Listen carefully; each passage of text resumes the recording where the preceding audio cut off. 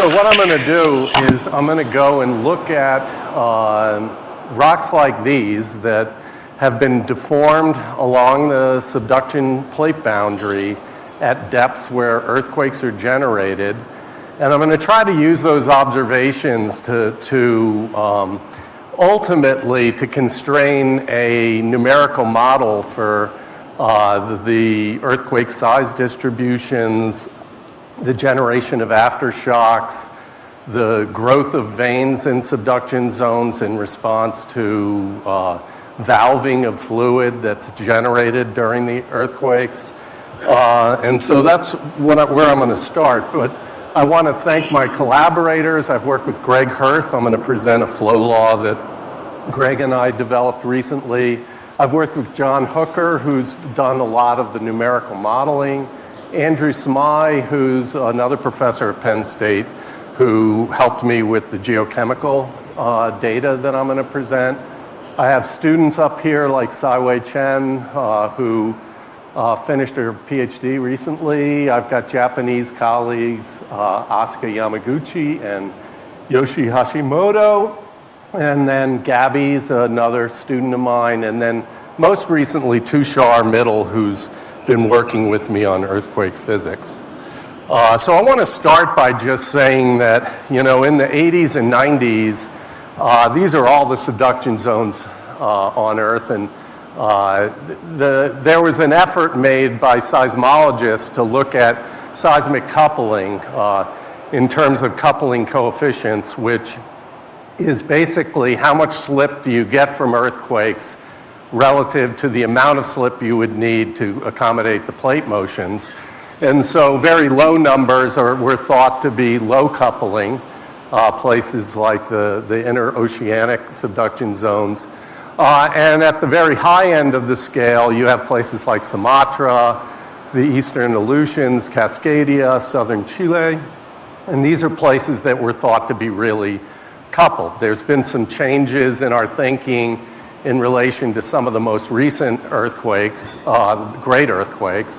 But I'm struck when we go down to this other picture. These are the same subduction zones, but they're showing where there's thick sediment piles coming in. And these are places like in green, Sumatra, Nenkai, the Aleutians, Cascadia, southern Chile. So there's a real correspondence between these two different kinds of mapping. And I would suggest that's because these thick sediment piles are important in the earthquake process. That's also found when we think about roughness of the incoming plate. So this is the roughness amplitude on the x-axis versus moment magnitude of earthquakes. And you see all the greatest earthquakes have happened in places of relatively smooth plate boundaries. And so I think that also is part of the idea of sediments being important in the generation of great earthquakes. This is from a paper by Wayne Thatcher from the early 1990s. And what Wayne noticed was that, you know, in each one of these are the patches that failed during great earthquakes. And he looked at all the great earthquakes that had happened up till that time. And what he noticed, these smaller circles inside the big ellipses are the places of greatest moment release during these earthquakes. And what he noticed was the epicenters, which are the stars in these cases, tend to coincide with these areas of greatest moment release. So it's really these places along the interface that are really strong that control the generation of the earthquake when they fail, and then the ruptures are able to propagate depending on you know, what the nature of the plate boundary is, in this case sediments. So I'm going to be talking about rocks that were deformed in the footwall of the subduction interface as the rocks are being subducted. And so these are a range of different places where these rocks, which are all what we would call tectonic melange, in the sense that the stratigraphy has been disrupted during deformation. But there's a range of different temperatures and different positions within what we call the seismogenic zone Down dip of there's sort of steady flow aseismically, potentially up dip of that as well, not in all cases, but that's what I'm going to talk about is what processes are happening in the footwall of this interface. The upper plate is actually kind of fixed in terms of its properties, but these rocks are changing their properties as they go down, and I think they can change very rapidly on the scale of the seismic cycle, and I'll talk about that some more. So I'm going to start out by looking at field examples of these subduction zone analog sites and show that in these field examples there's evidence for two different modes of slip behavior. One of the big localities I'm looking at is in the Shimanto belt, shown in green. And these blue zones are melange zones that were mapped by Asahiko Taira in the late 1980s. And these are all thought to be rocks that were descending along the plate boundary and deformed into these melanges, ultimately to be underplated and exhumed in the forearc. The other place I'm going is to Kodiak, Alaska, where I've been working for many years, and there are places like this in the Ghost Rocks melange. There's a melange along the base of the Euganic thrust. And one thing that all of these localities have in common, or a number of things they have in common, they lie along long-lived forearcs that are composed of oceanic crustal lithologies. So these are subducted rocks, largely sediments. They extend along the margin for hundreds of kilometers in some cases, these melange zones themselves. They lie at the major boundaries between accreted packages of material. They contain kinematic indicators that indicate shearing during plate motions. They follow a compactive strain path during deformation. And then finally, all the deformation I'm going to talk about occurs prior to them being imbricated and incorporated into this overlying plate. We've used a number of different methods, or a number of people have used a number of different methods to try to get at what the temperatures where this deformation occurred. In general, you know, in the methods, there's Raman spectroscopy of carbonaceous materials, vitrinite reflectance, fluid inclusions, illite crystallinity. But in general, we're looking at examples that go from the lower Mugi at sort of in the 150 to 200 degree range, all the way up to the Makimine melange, which is about 350. And this spans the full range of the seismogenic zone in terms of what people think in terms of temperatures. We've looked at, so the lowest, these are X-ray diffraction patterns for the lower Mugi in green here, up to the Makimine, the highest temperature melange at the top. And the main difference that you see is variations in the illite polytypes that occur as you increase the temperature. And the other one is that there's a huge increase in chlorite as you move down the subduction zone. So there's changes in the makeup of the phyllosilicates is the main factor. These are paleotemperature measurements from veins using oxygen isotope thermometry. So looking at pairs of quartz and calcite together and doing clumped isotopes on calcites. And what strikes me is that the temperatures here are all in the sort of 150 to 250, 225 for the temperatures recorded by the veins. It turns out that those are the temperatures over which the smectite to illite transition is really important, and what we think is that this is when you're going to be doing the cracking to make these veins because of high fluid pressure.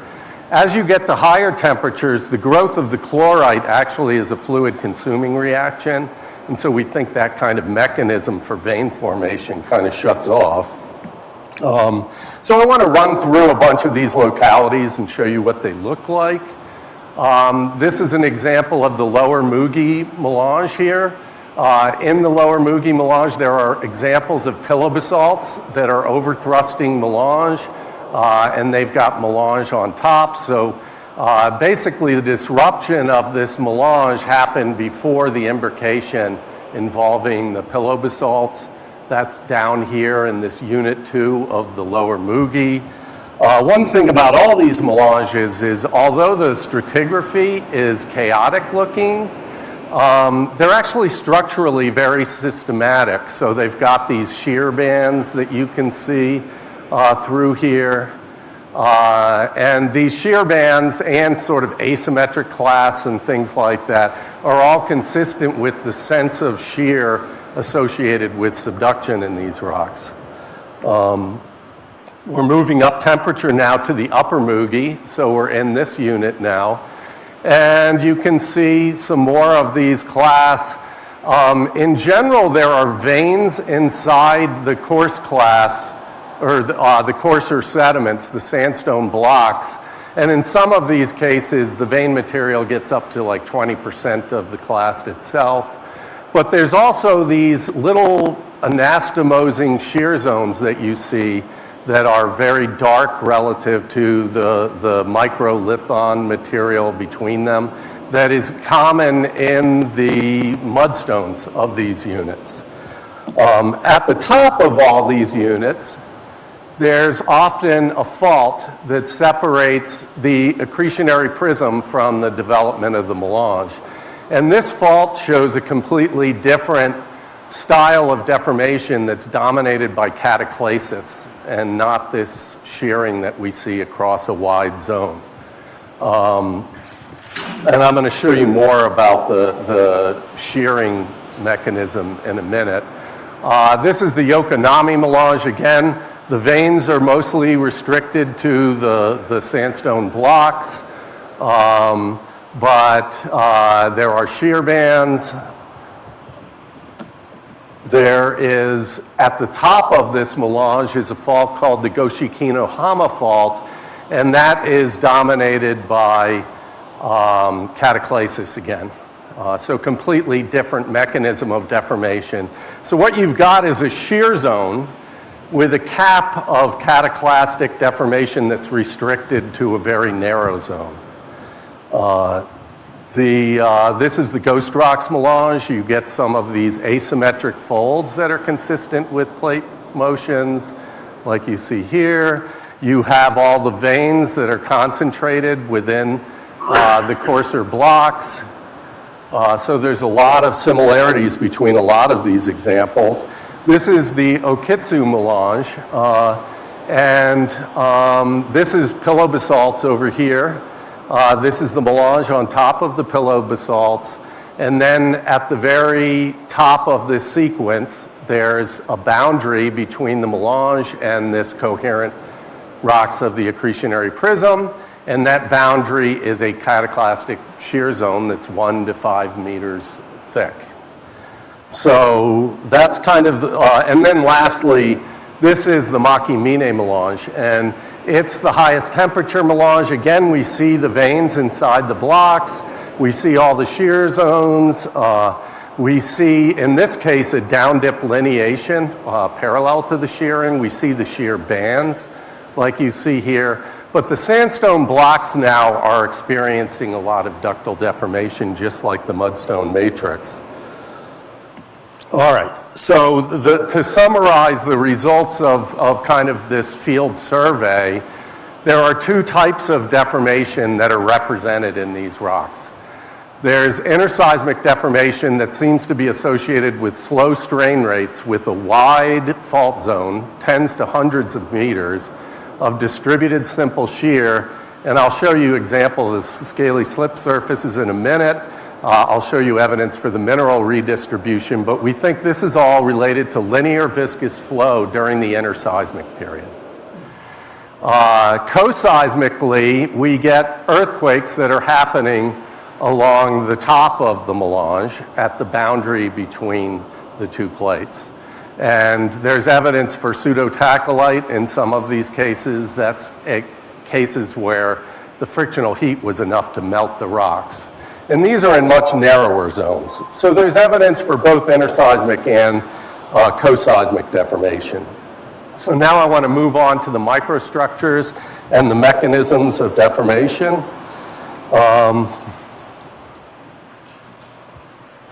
And so this is an example of the scaly fabric. It's got shiny polished surfaces and thin section. It's this anastomosing array of slip surfaces that are accommodating simple shear during the interseismic period. You see this nicely in this scan of a thin section. You also see how the coarser, well, in this case, this is cherts, but the stronger units are getting all the veins and cracking, while the mudstones between them are experiencing this shearing. There's now, I'm going to move on to the geochemical evidence for local mineral redistribution. This is a backscatter electron scan of one of these thin sections. You can see these bright anastomosing features are the scaly fabric, and they're associated in this silica map of depletion of silica. So you're removing mobile elements from these things. These are some more silica maps going from the lowest temperature up to the highest temperature, and you see that the anastomosing zones are zones of silica depletion. These zones are also zones of titanium enrichment. So we see the titanium as a conservative element, and we're removing the mobile elements from these features. We then did image analysis. So we ended up taking this image and making a binary image where we can get the area of the thin section that's composed of scaly fabric and compare it to the area of the thin section that has quartz associated with the veining. And what we're going to do is we're going to do transects using laser ICP-MS across these individual scaly fabrics, and to get at a quantification of how much silica is removed in relation to titanium. This just shows kind of the results of those. At the bottom here is the Maki-Mine in purple, the highest temperature one, up through here, and at the top is the red here. And everything over here has been depleted. So these are our mobile elements. These are our immobile elements. All of this is tied to titanium.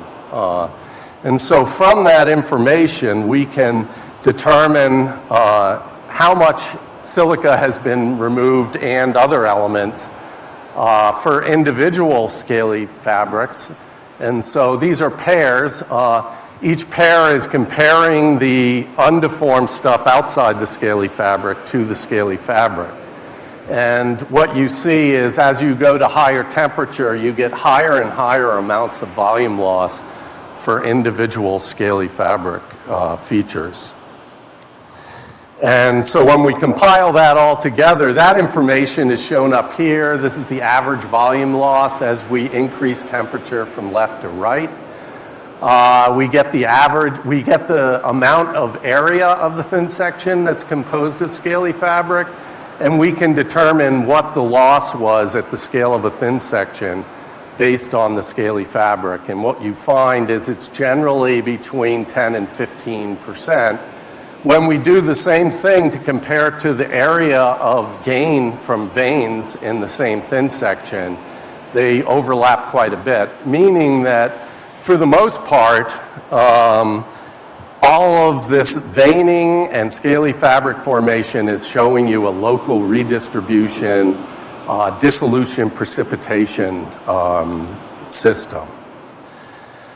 So now I'm going to use that information to develop a pressure solution flow law and look at what the effect, given all this pressure solution deformation is interseismic, what is the effect of this on the development of slip deficit during the earthquake cycle?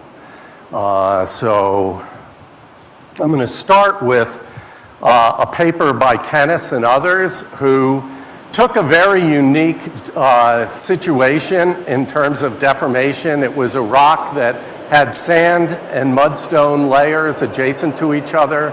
It experienced extension that produced big veins in the sandstone layers, and then it got shortened, which produced these mullion features. And they modeled this for one temperature and pressure condition to show that, and they did paleopiezometry, grain size paleopiezometry in the veins was one of their important constraints. And they found that the blue material, the mudstone adjacent to these, has to have an exponent on the stress of 1. So basically, the mudstone is behaving like a viscous material, and they came up with the viscosity A prime. What Greg Hirth and I did was to break up that A prime into the various components of the temperature, the grain size, and this C is the equilibrium solubility, which is important for how fast you can deform this. But by breaking this up, we can then extrapolate their results for one temperature and pressure across temperature and pressure space. So to get at that C for the solubility is a function of temperature and pressure. We took the data from Manning, from experimental data, and showed that, at least at the temperatures and pressures of the seismogenic zone in this region, there's a very systematic behavior with temperature, and you see the slope increasing as a function of pressure. You can have retrograde solubility at very low pressures, but all these things come together at 180 degrees C, which is sort of a reference temperature for when the pressure effects go to 0. At very high temperatures, you get supercritical fluids and the solubility becomes infinite. But this allows us to create a fairly simple expression for solubility as a function of both pressure and temperature that we could include in the flow law. Now, on the left, it shows strain rate, and this is the flow law in red for a 10 micron grain size. And at some depth, you're going to hit a temperature where this flow law is able to produce visible strain or significant strain that's measurable. As we go deeper, you reach a point where the mechanism of strain, this pressure solution flow law, is capable of accommodating the entire plate rate. And below, deeper than that, you're going to see this aseismic steady creep. Over on the right, you have the stress or the strength envelope that we're using for this. So stress is cycling between this failure condition. We use a very low effective coefficient of friction of 0.04.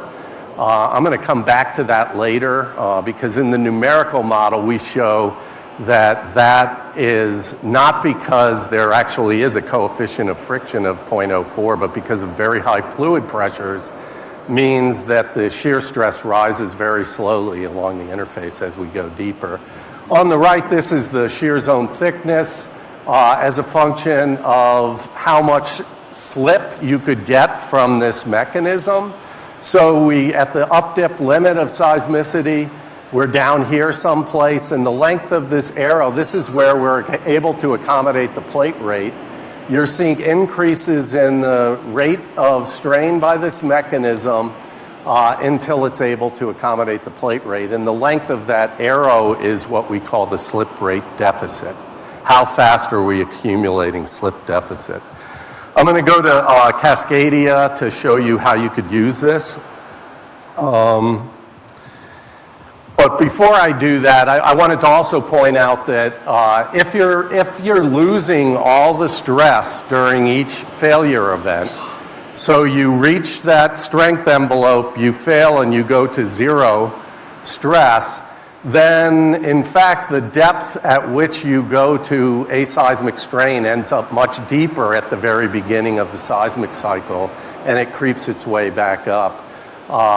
If you have very small stress drops during earthquakes, you kind of stay fixed at that point. But over time, the slip deficit meaning the difference between how much plate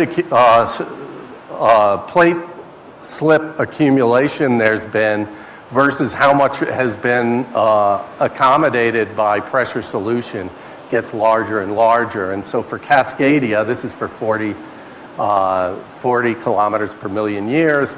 After 300 years, you're up to something like 12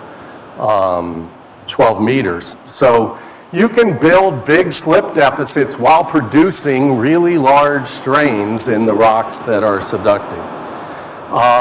And if we go to Cascadia now, this is actually from the GPS velocity field. There's a drop-off in the slip rate deficit as you go landward towards the volcanoes, and it eventually drops off to zero, and that's shown here by these blocks. And these are the estimates based on our flow law, and for a, for a grain size of, let's say, 5 microns, you can kind of match this pretty well. You can also do it pretty well for 10 microns as well. But so our argument would be you're seeing a lot of interseismic strain. That strain is increasing in rate as you go down dip, and at some depth it's able to accommodate the plate motions, and that's reflected in GPS velocity fields. Quick aside that down dip point where you can accommodate the plate motions depends a lot on temperature, and the temperature depends a lot on whether you have shear heating or not, because the temperature with depth varies quite a bit depending on whether you allow shear heating. We're kind of fans of shear heating, and the amount of shear heating you get depends a lot on what this effective coefficient of friction is. And so that's what controls that down dip point. So now I want to go to some models for coupled fluid flow and slip behavior, and what the implications of these models are for temporal and spatial patterns of earthquakes, size distributions, fluid flow transients, and if I have time, I'm going to apply this to the elution margin. And the basis for this model is that in the interseismic period, we're seeing strengthening that happens, and so that strengthening is happening by mineral redistribution. We're healing cracks, and we're basically tectonically compacting the mudstones while we shear them. And so that leads to variations in strength. And we have variations in fluid flow that are affected by mineral redistribution because they create variations in crack porosity, permeability, and fluid pressure. So we can couple these two models together by using a fluid flow where the permeability varies with strength variations. And so that's where I'm going next. So on the left is this model. So we've got a sheet of blocks that are attached by coil springs up and down dip, leaf springs laterally. They're held in place against the upper plate by a static friction that exceeds the dynamic friction. They're attached by leaf springs to a rigid plate that descends at the plate rate. And so you're seeing like these places, when they fail, the slip deficit goes to zero, and that's the blue regions. When they get hot, that's right before failure. We also allow for strengthening in the model that's temperature dependent. So, there's a stochastic probability that each of these cells will become a healing cell, or one of Wayne Thatcher's asperities. And the probability depends on temperature, and it will strengthen linearly with log time to a maximum value. There also is a fluid flow system. We have fluid production. We allow fluid to escape at the trench. The fluid moves around during the interseismic period, and after an earthquake, it will migrate up towards the trench because we've broken the valve. So the way this is related to that is that every time one of these cells fail, the permeability is restored to the ambient permeability. While it's healing, we have the permeability reduced to a lower value. And then when we add the flow law to this model, it produces a downdip limit to where earthquakes can occur. And so you see this earthquake record that's generated by the model, and you see this variations in slip deficit through time. So that kind of gives you the model in a nutshell. I mentioned I was going to go back to this effective coefficient of friction. We're using 0.6 for the coefficient of friction in the model, but what emerges from the model is a much lower coefficient of friction. So this is an effective coefficient of friction that reflects the fact that the effective stresses are very low in response to fluid pressure and low effective stress. I also wanted to say that in this model, our failure criteria is basically the Moore Coulomb failure criterion. And in many earthquake physics viewpoints and in experiments, there's a focus on this term, which is it's dependent on the effective normal stress here. And we look at mu as something that can experience velocity strengthening, velocity weakening. In our model, we're varying the cohesion here.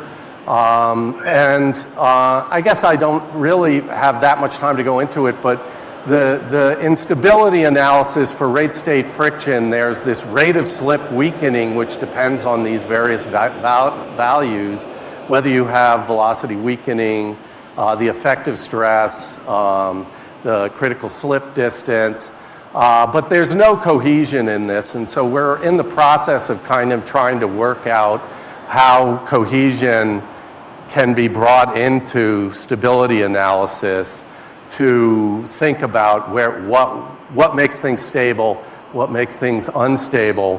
Through variations in cohesion interseismically, can we create instabilities even in velocity strengthening materials?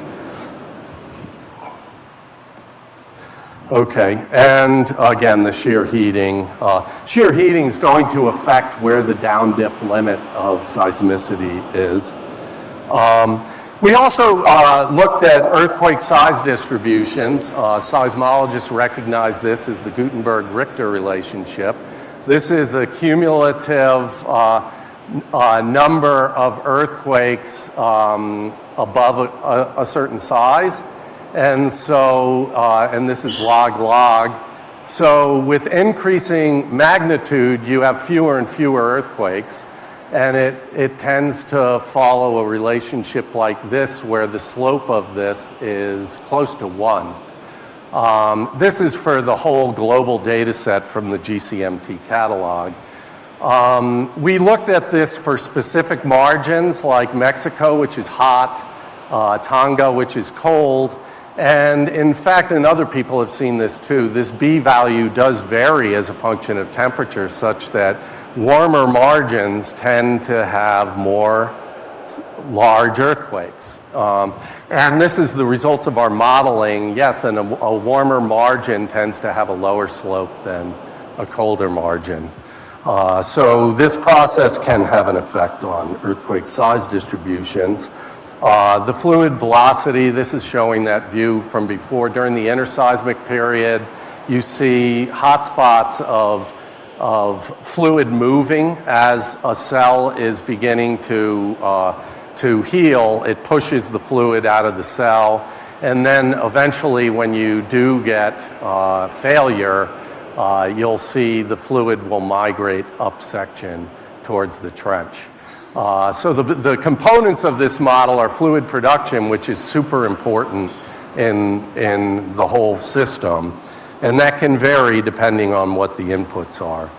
But when we look at the effect of the fluid flow system on the earthquake size distributions, so this is really fast hydraulic conductivity, slow This is high fluid production. This is low fluid production.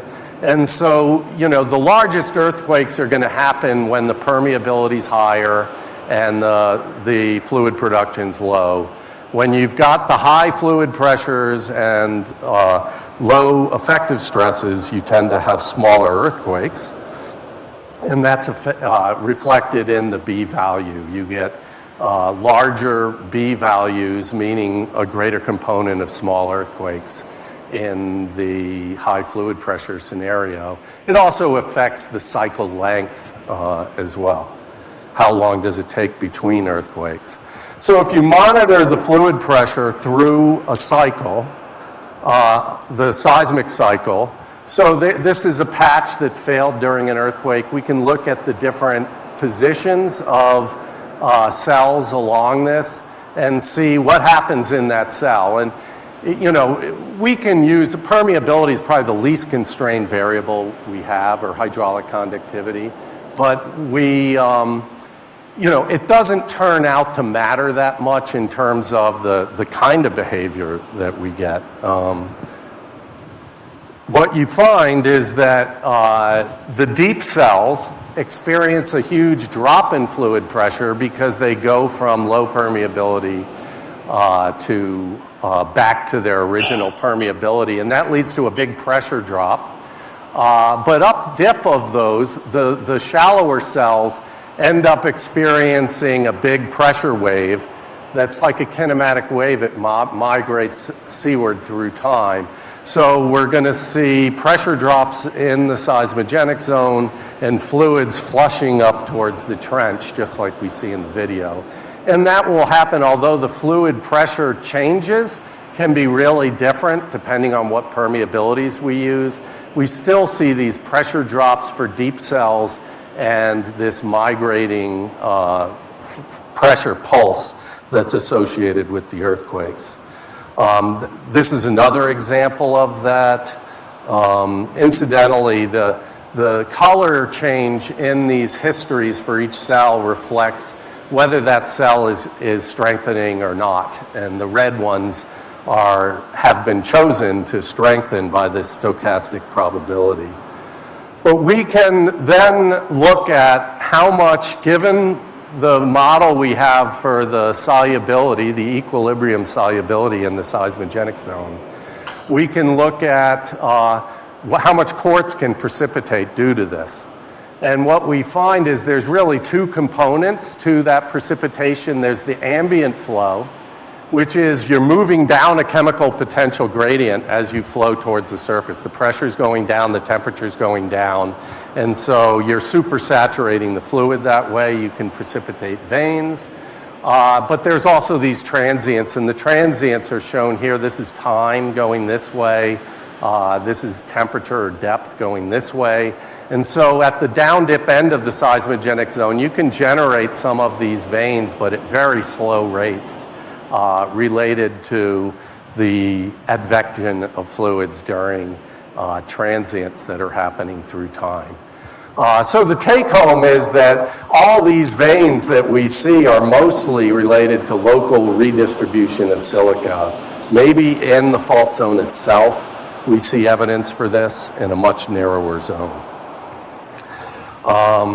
Okay, I've still got just enough time, I think, to finish up here.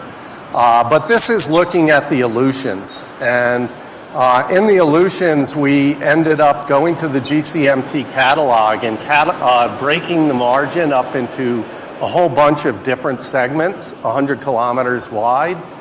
And the big boxes are ones that have been geodetically, or the bold boxes, have been geodetically shown to be locked. And the ones that are creeping are in dashed lines. And then if they're unknown, they're just not bold. And what we found, if you look at the coefficient of variation, so the standard deviation divided by the mean for the timing between earthquakes, we find these locked patches have high coefficients of variation. And the coefficient of variation can be related to whether the earthquakes are clustered, whether they're random, or whether they're periodic. And this is if there's actually no change in porosity throughout the seismic cycle. We end up with, in the model, pretty much random behavior. But if we have a 10% change in porosity over the course of the seismic cycle, we start to see the dominance, we start to see clustering in the small earthquake fraction, less so in the less frequent high magnitude section. And that's what we see in the Aleutians as well, is that there's clustering in these locked patches in the small magnitude earthquake fractions.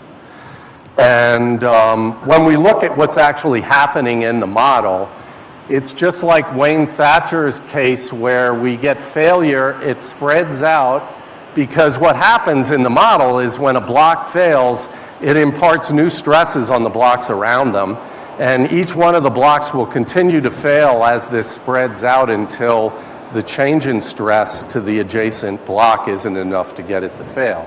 So that's what determines the shape and size of this earthquake patch. But after that happens, the fluid pressure dropped, and it will be restored over time. And as it restores, it ends up accumulating the last bit of slip that was prematurely taken away because of the fluid pressure drop. The effective stress increased dramatically at that time, and that locked the plate before it had relieved its strain. But as the fluid pressure rises, we start to see this patch start to fill in and accumulate the slip that hadn't happened during the main event. And so this is sort of a mechanism for developing aftershocks. So, to conclude, the subduction melange records thermally activated viscous deformation in the interseismic period, and that leads to changes in cohesion along the subduction interface.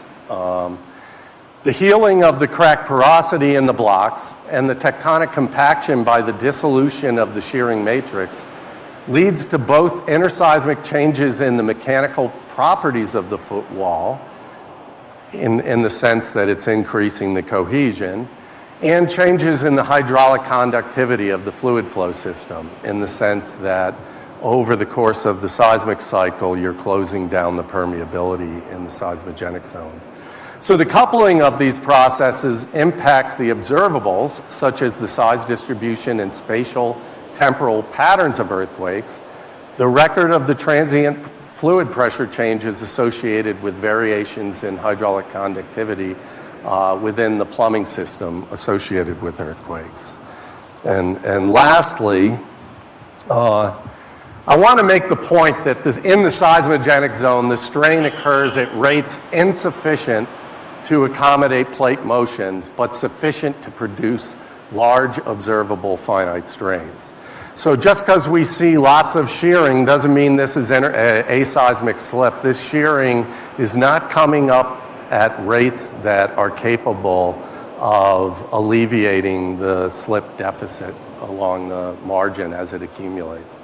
Consequently, a slip deficit builds while areas of greater incremental strain by diffusive mass transfer. And think about the diffusive mass transfer is going to be heavily dependent on what the grain size is in different patches along the interface. So I think it makes sense to treat that as a stochastic characteristic that leads to variations in strain rate. But what areas of incremental strain, there are places that experience faster strengthening and increases in cohesion, and that could impact the earthquake physics. So these are the places that end up being the epicenter of the earthquakes in Wayne Thatcher's images of great earthquakes. And by quantifying the strain rate in the interseismic period as a function of solubility, grain size, temperature, and stress, we predict tapering of slip deficit accumulation down dip that in Cascadia is consistent with observations from GPS. So thank you.